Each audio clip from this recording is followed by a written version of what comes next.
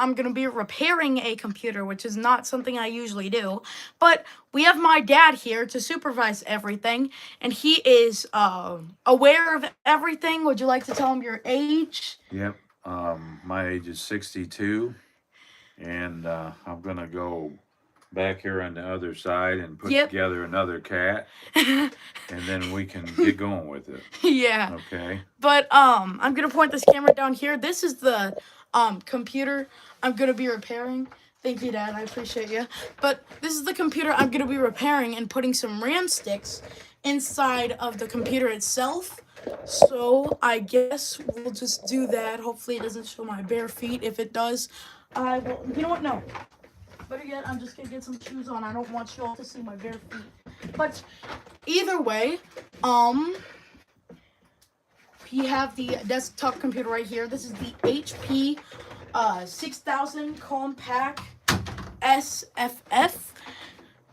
And again, I gotta say this again, but this is the HP Compact this is the HP Compact 6000 SFF, and this is a 13-year-old desktop computer, I believe. Probably older, but let's get into it. Oh boy, and you see all the dust in there. You probably can't see it on camera, but over here, it's a storm cloud. Now, if I am correct, the RAM sticks should be right here, and looking at it, there is no RAM at all. So, to pry these open, this is the fan drive. This is the fan drive right here on the left. This is the what is it called? The DVD drive. So those are cool, but the real thing we really want to upgrade is actually right here on the left, all the way over here. So if I move this right here, you can see that I have a 1 terabyte SSD, and I'm going to be installing this into this computer right here. So want to know how to get out RAM, or I'm in an SSD. How to take out an SSD is very simple. All you have to do is press this right here and lift this. It's supposed to be lifting up. There you go. And you disconnect all of these wires right here. So if I could pry them out without damaging them. Whoop, and whoop. Ow.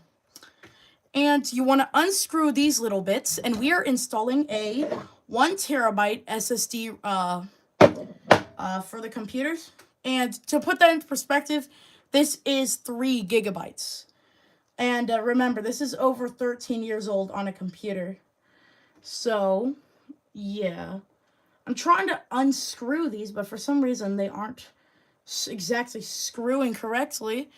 So what I'm going to try to do is possibly grab some tools, or, hear me out, just raw dog it, like the ancestors before us. We just simply put in these little connectors right here, these little slots. So this one goes right here, like normal, and this one goes right here, like normal. And if I am correct, this won't exactly do anything wrong to the actual computer slots and ports. So this is by far great. So this is awesome. And remember, 3 gigabytes versus 1 terabyte of SSD. Then, here's the real game changer. I'll show you something you guys probably don't, sadly. It's RAM. And you already know why we do not have RAM. But either way, I found these from a while back, and I thought it would be great for this project. So, right here, the maximum capacity on each RAM slot right here would be 4 gigabytes. And these two I'm holding in my hand are 2 gigabytes. I'm positive that this one right here is 8 gigabytes, so we're just going to leave that to the side. But it's still good anyway. Hello, I cannot pronounce that name in the chat, but you are the top viewer so far. I appreciate you for that. I think I inserted this incorrectly. Did I? Can I use the camera? There we go. Awesome. The first RAM stick is now inserted correctly. And then the second RAM stick, which remember this rule, guys. Whenever you're repairing a computer as old as this, there goes one RAM stick like this. One RAM stick right here. Skip one, which would be this one. And then one RAM stick right here. That's always going to perform way better and make everything work out in the end. Let's just make sure. Yep, we have a spot right there. So we're all good. Let's make sure that's seated in properly. All right. And then now let's put this in for reference. That had 0 RAM. Now it has 4 gigabytes of RAM, which is not exactly good, but it's still something. But the main thing is that this had 3 gigabytes of RAM originally. Sorry for the voice crack. And then this one has 1 terabyte of an SSD. So 3 gigabytes of SSD versus 1 terabyte. That doesn't even compare. And what you want to do afterwards on this ancient thing is close the drive for the actual port itself on the DVD port. But then here's the major part. This part is the most annoying. It always fumbles at the end, so I'm probably going to embarrass myself a lot. But with this, you just gotta like, oh boy, here we go. Yeah, see that's a major problem. And that's a problem that these computers used to have all the time, is that these ports would always either never go in correctly or never go in at all. Like this, see? You're currently seeing it play right now. Here we go. Now it's seated in properly enough, I think. I hope. Look at this. Well, either way, this is a major flaw with this computer.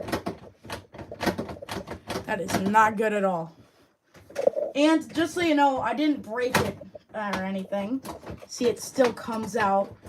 But as you can see, once I take this out fully, which, oh my gosh, look at this. Here we go. Once I take this out fully, you can see that there's these little connectors right here that align with everything. But thing is that since this side is wobbly, it can't exactly do that. Someone said you should put in an RTX GPU and upgrade the power supply. See what happens? I sadly cannot, because this is like a way older computer. This thing's ancient, basically. But either way, let's see here. So this connector goes up like normally. And then, yeah, see? This left side, because it's wobbly, is not actually connecting with the rest of the body. Almost lost my RAM stick. I'm going to leave that up there. Actually, I'm going to leave that in sight for attention. We all know where it's for attention these days. But either way, yeah, right there. You could probably see it right here happening right now. It's fumbling so bad. And again, major problem with these computers, because this would like be like the normal back then. And HP finally decided this is a horrible idea. Let's just keep it inside of the computer. Also, while doing this, I found out that I accidentally ripped out a module from earlier. So I could probably put that in later. But either way. Oh, there's like dust everywhere. I'm not even gonna lie. Look at all that dust, guys. Look at all that disgusting dust. Here we go. Okay. So, we connect this with this. We move that this way. I move it down. And then, there we go. Awesome. Look at that.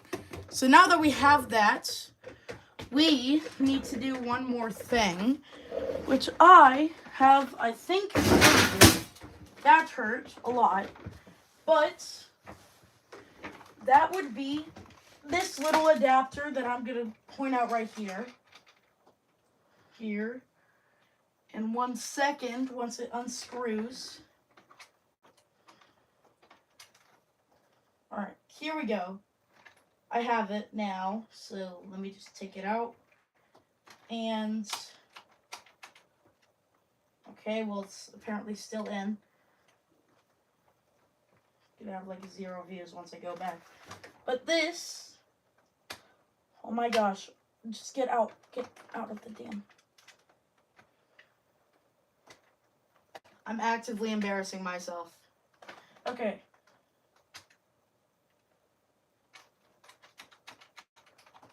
Oh my gosh. I'm gonna look back and I'm gonna have like 0 views. Okay, just get out of the damn. Okay. Yeah, I'm just gonna keep that in there. We have this little adapter right here. And as you can see, I'm trying to unscrew it. But this is a VGA port adapter. And this will do way better for actually, showing everything onto a display port. Here we go.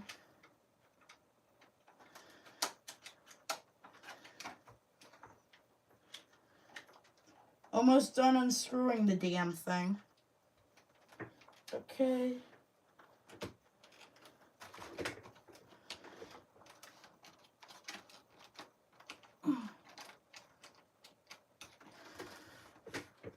Oh my gosh.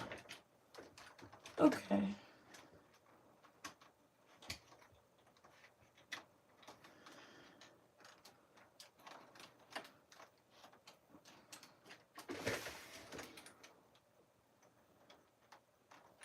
Yeah, I'm just gonna try to rip this out as much as I possibly can.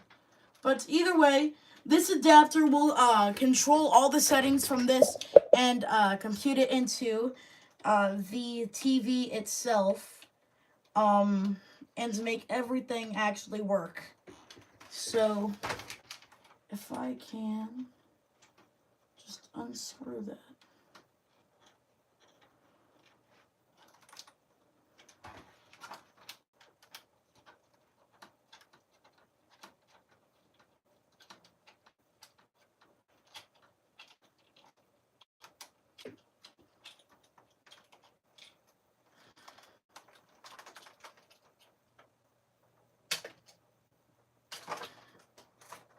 Okay, here we go. Almost got it out entirely. Here. Well, that's not good. Here we go. Gotta snap that together. And this is the adapter. Sorry for the long ass wait. This is the adapter that controls all the HDMI settings to connect everything. So what we're gonna do is we are going to move this back here and put this into the VGA slot. So right here, and then just keep that there, because this is what we're gonna do next. If I could grab it, it should be right over here.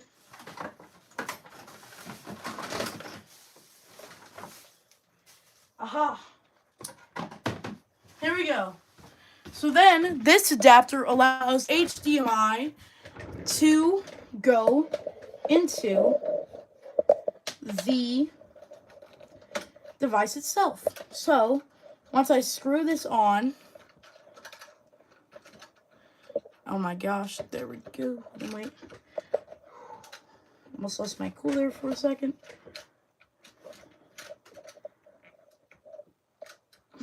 I'm just going to assume that that's working.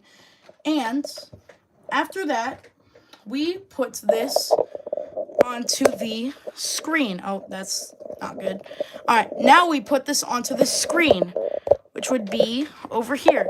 So I'm just going to turn you back over here for a second and plug this into the screen.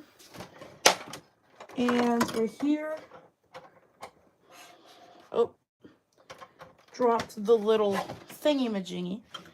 But put that right here and then connect that to the TV. So now we have that connected to the TV, obviously. But now, after all of that, we need this little 3-bit adapter. Or not adapter, power cord. So, after that, what you do is you plug this into an electrical socket. So let me just do that right now. Oops. Go. Now we have given it power. Yep, that beeping's a good sign. You see? That beeping basically means that a module is either missing or disconnected, which I found which one that is. Now, if I just connect it back over here, here we go. We put this module right here in this little piece.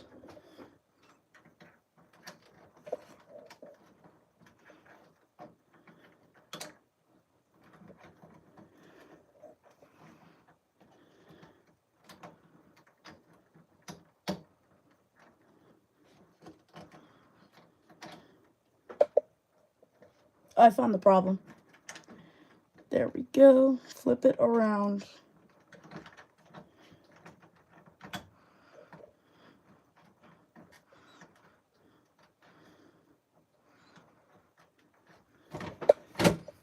Alright, there we go. Now after having that completed, let's put this in again and see. And no beeping. That's awesome. Now that we found the problem and completed it, we can now turn our attention back to the thing. It just booted up, and let's see if this works or not. It's loading, and no signal. Oh, we have to turn it on, of course. Turn on.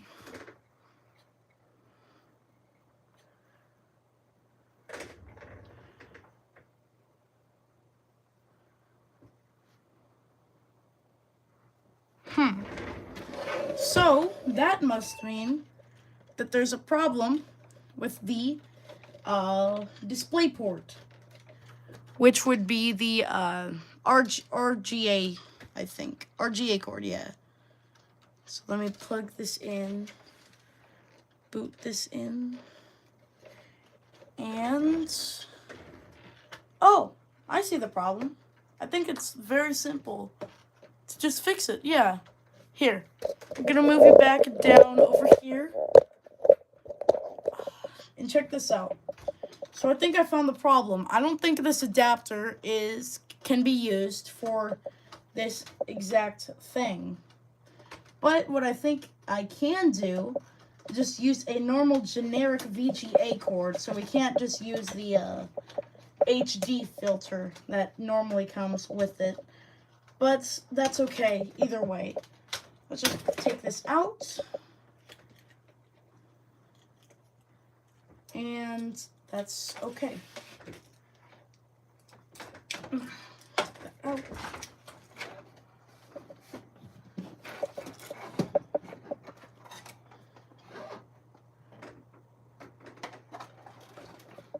Now, there is a slim possibility that I could have done something wrong.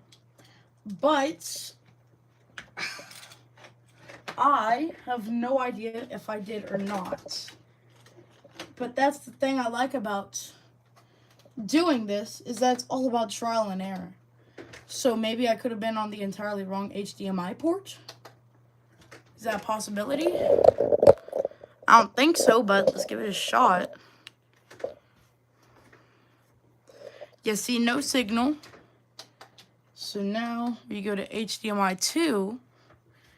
And possibly we have no signal due to the fact that we don't really see anything. But, yeah, see, we don't see anything. But it did find something for a split second. The adapter might have broke. It was bent. Let me see. Well, the prongs aren't that bad. Let me take out the chip. And you can see the chip, the motherboard, is perfectly intact. Oops. Dropped a piece right here. So the motherboard is entirely intact. Everything's fine. So there could be an issue with something inside of the VGA port. Now, just so you know, we got this at a thrift store and they said they didn't know if it worked or not. So far, I see that it simply works, but what I'm seeing is the ports on it to actually see the images aren't working. So I don't know if you're supposed to have the mount correctly inserted for it to show, but I'm gonna try that and see if that can be the case. Because knowing my luck, it probably is the reason. Now, like I said, this was at a thrift store, and we got this for about $2. This entire PC, $2. So it was a damn good deal, and I thought, yeah, let's buy it. And yeah, looking at the VGA port, that might be the only thing that's broken. Everything else is running fine. The beeping is normal. It's a normal sound of startup. And that just means that all the BIOS weren't dumped in because they have no exact network to enter in all of the data points for the software that you're going to use. So let me try to put this piece in.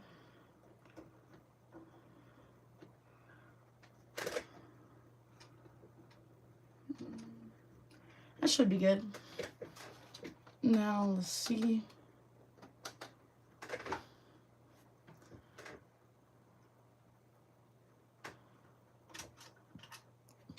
And no, surprisingly not. Well, this will be the end of the live stream.